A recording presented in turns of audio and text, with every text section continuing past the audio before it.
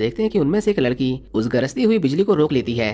टिसैया उसके हुनर की सराहना करती है और येनिफर को सुअर की बच्ची बोलकर उसका मजाक उड़ाती है। येनिफर से इस बार बर्दाश्त नहीं होता और वो गुस्से में आकर करंट को उस लड़की के ऊपर फेंक देती है। टिसैया ने उस लड़की को बचा लिया था और वो येनिफर को चेतावनी देती है कि उसे अपने अंदर की हलचल को शांत करना होगा, नहीं तो तुम खुद के और अपने आसपास के लोगों के लिए खतरा बन सकती हो। वो नहीं चाहती थी कि जब वो उन्हें राजा के पास भेजें तो उन्हें उनकी तरफ से शिकायत सुनने को मिले।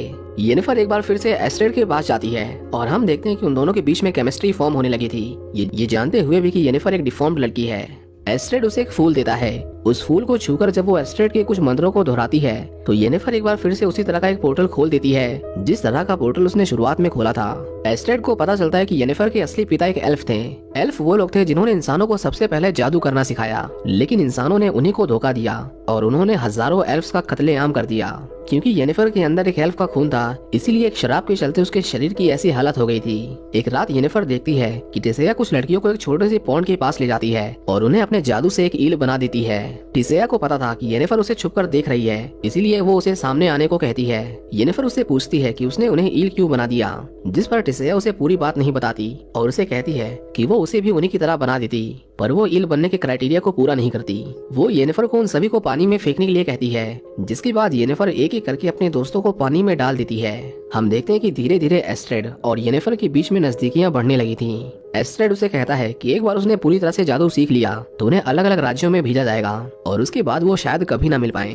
पर येनिफर उसे कहती है कि वो वापस अपने राज्य जाना चाहती है और वो वहाँ के राजा के लिए काम करना चाहती है ताकि वो लोगों को दिखा सके कि उसके अंदर काबिलियत है और जिन लोगों ने उसका मजाक उड़ाया और उसे बदसूरत बोला था उन्हें उनके किए की सजा दे सके। इसके बाद येनिफर एक आदमी के पास जाती है। उस आदमी का काम था सभी लड़कियों को परफेक्ट करना, मतलब जिस किसी लड़की को भी राजाओं के पास भेजा जाता था उन्हें फिजिकली और मेंटली परफेक्ट बनना पड़ता था। वो आदमी येनिफर को अपने कुछ पुराने कामों को दिखाता है और उसे कहता है कि वो उसे सुंदर बना देगा। येनिफर जब खुद को आईने में देख रही थी तभी टिसैया उसे मिलने आती है। टिसैया उसे कहती है कि वो अपनी आंखें बंद करे और ऐसी लड़की के बारे में सोचे जो सबसे ताकतवर हो और उसे किसी से भी डर नहीं लगता।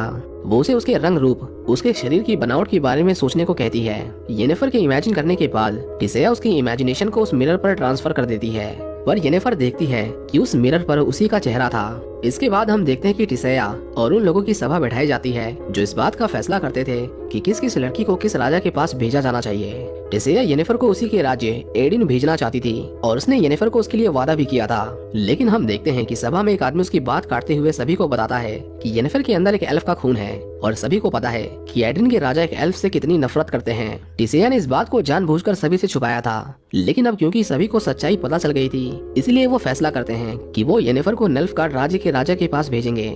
जब येनिफर को ये पता चलता है तो वो टिसैया से कहती है कि उसे एक बार सभा से बात करनी है, वो उसे निल्फगार्ड नहीं भेज सकते। येनिफर को पता था कि निल्फगार्ड कितनी बुरी जगह है, इसलिए वो वहाँ नहीं जाना चाहती थी, पर टिसैया उसे कहती है कि अब फैसला हो चुका है और वो सभा के फैसले नहीं बदल सकते। येनिफर ने अपने एल्फ पिता के बारे में सिर्फ एस्ट्रेड को बताया था। वो समझ जाती है कि उसी ने ये बात सभा को बताई है और वो शुरुआत से उसकी जासूसी कर रहा था। हम देखते हैं कि जिस दिन उन सभी लड़कियों को अलग अलग राज्यों के राजाओं के पास भेजने के लिए शपथ दिलवाई जा रही थी तो येनिफर उस सेरेमनी को अटेंड नहीं करती।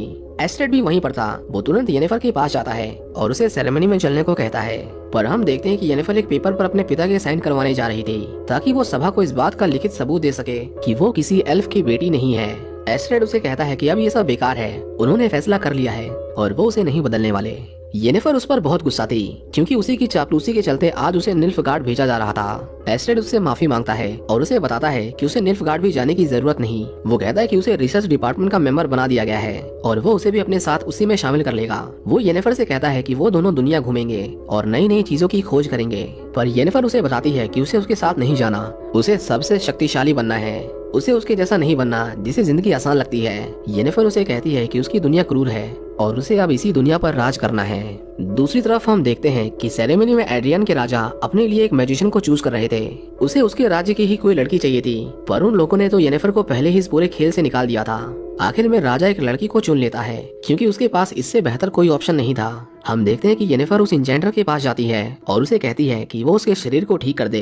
एन्चेंटर येनिफर को कहता है कि अगर उसने ऐसा किया तो सभा के सभी लोग उसकी गर्दन काट देंगे, पर येनिफर उसे कहती है कि वो बस वो काम करे जिसे करने में वो माहिर है और अगर वो लोगों से डरता है तो उसे इस काम को छोड़ देना चाहिए। एन्चेंटर को अपने जादू पर बहुत घमंड था और उसे येनिफर की बातें बहुत चुभती हैं, पर फिर भी वो उसे जादू करने से मना कर देता है, क्योंकि उसे बेहोश करने के लिए जो दवाई बनानी थी उसे बनाने में समय लगता, और जब तक वो दवाई बनाता तब तक शायद बहुत देर हो जाती। येनिफर उसे कहती है कि वो ऐसे ही अपना जादू करे। इंजेंटर उसे कहता है कि पर इसमें उसे बहुत दर्द होगा, लेकिन हम देखते हैं कि येनिफर को अब इससे कोई फर्क नहीं पड़ता था। सुंदर बनने के लिए येनिफर को अपने गर्भ की कुर्बानी देनी पड़ती, जिसका मतलब था कि वो कभी किसी बच्चे को जन्म नहीं दे पाएगी। इंजेंटर येनिफर के गर्भ को उसके शरीर से निकाल लेता है और उसका एक पेस्ट बनाकर उसे जेनिफर के उन पार्ट्स पर लगाता है जिनकी वजह से येनिफर बदसूरत दिखती थी। हम देखते हैं कि जब इंजेंटर अपने मंत्रों को पढ़ना शुरू करता है तो उसके जादू के चलते येनिफर के शरीर में बदलाव आने लगते हैं। उसकी रीढ़ की हड्डी सीधी होने लगती है और उसके बाहर निकले हुए जबड़े वापस अंदर की ओर जाने लगते हैं। ये सब कुछ बिना एनेस्थीसिया के हो रहा था, जिसकी वजह से येनिफर को हद से ज्यादा दर्द सहना पड़ रहा था। पर आखिर में हम देखते हैं कि येनिफर का शरीर फिर से उसके असली आकार में ढल चुका था। येनिफर अब पहले जैसी नहीं थी, वो अब पहले से खूबसूरत बन चुकी थी। येनिफर जब सेरेमनी में आती है तो सभी लोग उसे देखकर हैरान हो जाते हैं। हम देखते हैं कि येनिफर किसी से बात नहीं करती और वो सीधा वेनवर के राजा के पास जाती है। वो राजा उसकी खूबसूरती देखकर उस पर फिदा हो गया था, और जब येनिफर उसे बताती है कि वो भी वेनबर्ग से है तो राजा अपनी पसंद की हुई लड़की का हाथ छोड़कर येनिफर के साथ डांस करने लगता है, जिसका मतलब ये था कि उसने येनिफर को अपने राज्य के लिए चुन लिया था। हम उस आदमी को देखते हैं जिसने येनिफर को हटाने के लिए सब कुछ प्लान किया था, और राजा ने उसकी बेटी को नहीं चुना, उसके अंदर इस बात का गुस्सा था। इसी के साथ ये एपिसोड यहीं पर खत्म हो जाता है।